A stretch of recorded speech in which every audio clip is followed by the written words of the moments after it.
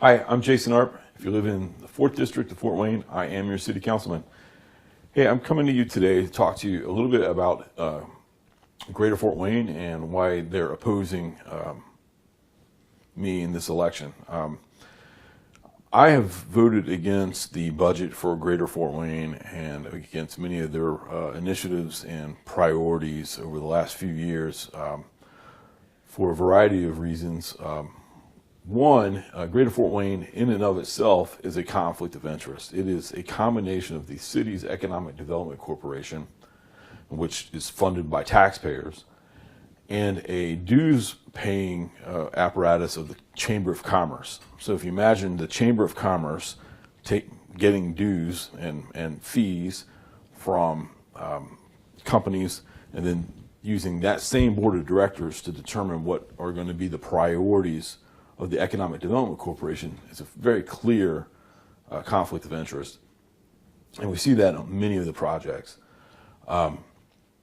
When the Greater Fort Wayne came to council to push for an income tax increase to pay for riverfront development, I opposed that, and many of the people that are directly funding my opponent's campaign were in that room during that debate, looking down on us, brooding over the room to make sure that we fell in line and voted for their income tax increase to pay for their project that's going to enrich them. The CEO of Greater Fort Wayne at the time was a character by the name of Eric Doden. Eric was the head of the Indiana Economic Development Corporation prior to coming to head Greater Fort Wayne. When Eric came to head Greater Fort Wayne, he was in the process of working out a deal for himself for Cityscape Flats, which is the apartments beside the baseball park. The city purchased, demolished, and handed over the properties that were in that surrounding area,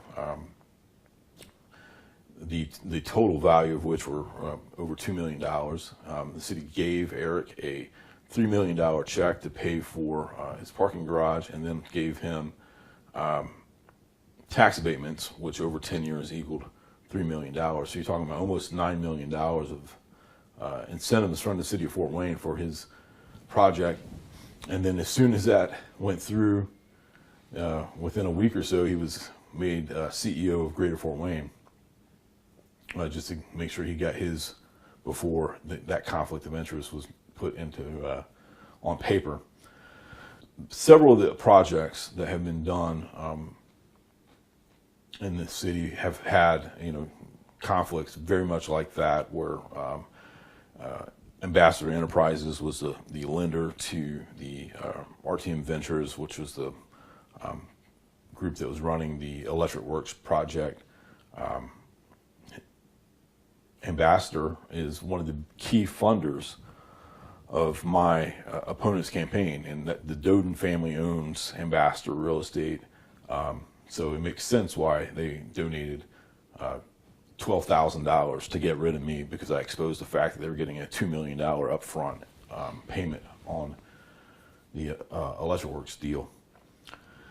It's interesting to see that the new vice president of Greater Fort Wayne has been involved in more or less marketing my opponent, even prior to her announcement, going back to last year's bean dinner, the Republican bean dinner.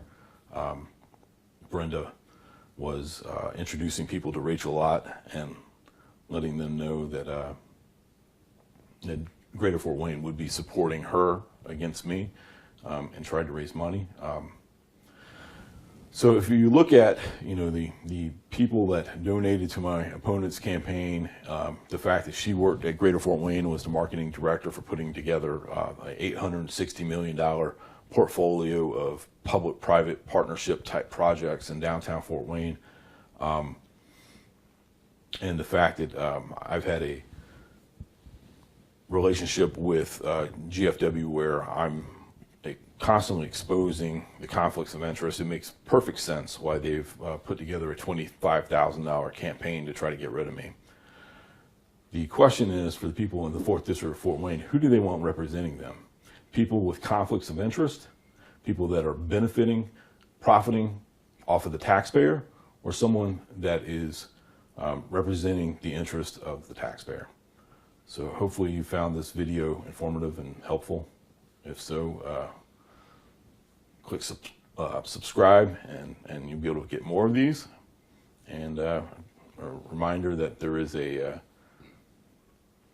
primary election on May the 7th in which you can have your voice heard. And also this was paid for and approved by friends of Jason Arp, and I am Jason Arp. Thanks.